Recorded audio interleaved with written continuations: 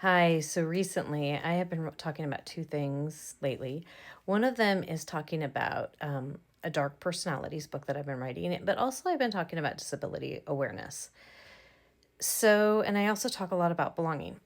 So, all three of these are going to tie together tonight. I was watching a Netflix special. Yes, I do have time to watch Netflix once in a while. And as I was watching this, I was watching about a gentleman named Harding, and he didn't get his diagnosis till he was later, and he had autism. Well, what happened is because of his misdiagnosis and because of lack of belonging, because he didn't learn how to belong, because he didn't learn the patterns of belonging, he ended up going down some paths where he would steal people's identity and then just basically girls' identities and then basically destroy their lives. And he got about 8 years in jail because of this.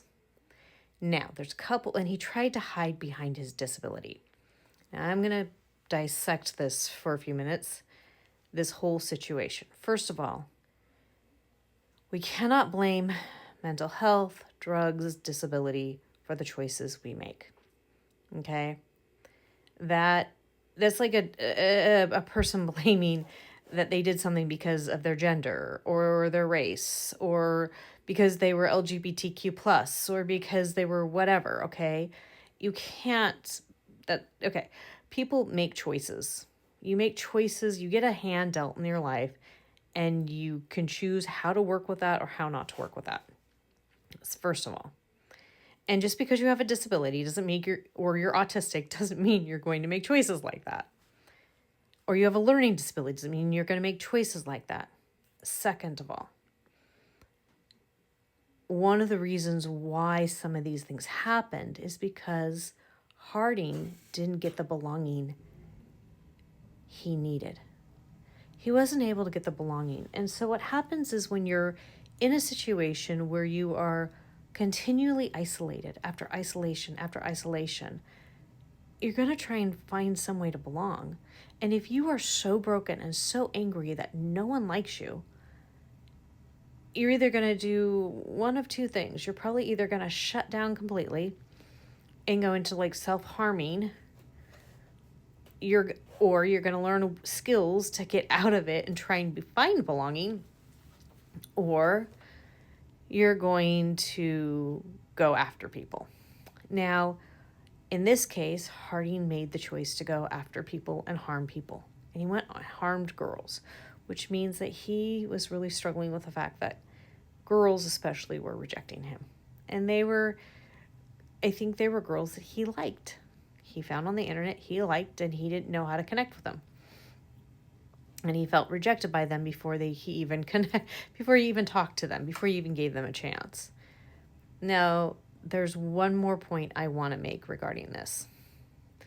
One of the reasons we developed the needs languages wasn't just me, because it's a belonging modality. You cannot develop a belonging modality by yourself. I'm going to tell you that doesn't make any sense. One of the reasons we researched heavily the needs languages and the belonging modality was because we saw there were a lot more people out there who were struggling around connection and didn't know how to connect. And a lot of times it's because we don't understand what the patterns are of connection. So Harding started to learn how to create this false identity through patterns. A lot of times neurodiverse people are very good at figuring out patterns. So one of the reasons why we did this is because it's easy to start to figure out the patterns. Not that people are easy to figure out, because we're always so complicated. But if you can figure out the basic patterns, just like the basic patterns of a plant, you need to water it, it needs sunlight. Certain areas plants go, certain areas they don't go.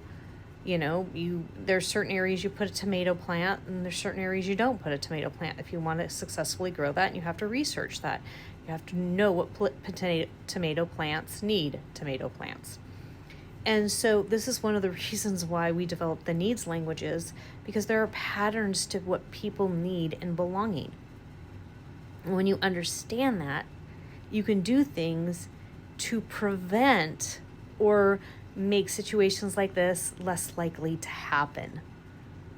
You see, the biggest thing that was happening in this situation was that Harding, many years back, was not being listened to on his belonging needs.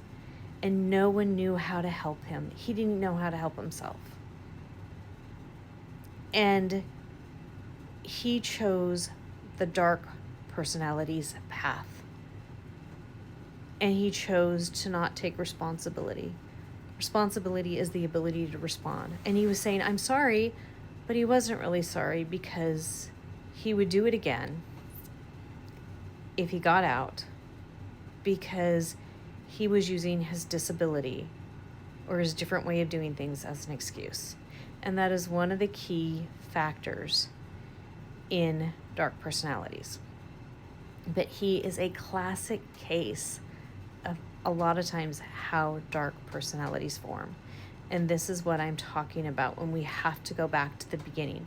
This is why we have to look at the patterns of things. This is why we have to uncover, because there are things that show us the patterns so we know how to navigate and deal with these things. So before it even happens, we can be proactive. We can help our children in these situations. We can help people in these situations. You see, I think a lot of it with him is he needed to have a safe place, and it could have been too late at that point to say, yeah, you never got your belonging needs met, but you're destroying these people's belonging needs, and you've destroyed them as you were being destroyed, because that's what that is. So I just wanted to talk about this a little bit, because I think it combines everything that I talk about and why it's so vital to get healthy, why it's so vital to learn what your belonging language is, why it's so vital to communicate and learn how to listen to people. This is just a classic case. So on that note, I hope this is helpful, and we'll talk next time. Bye for now.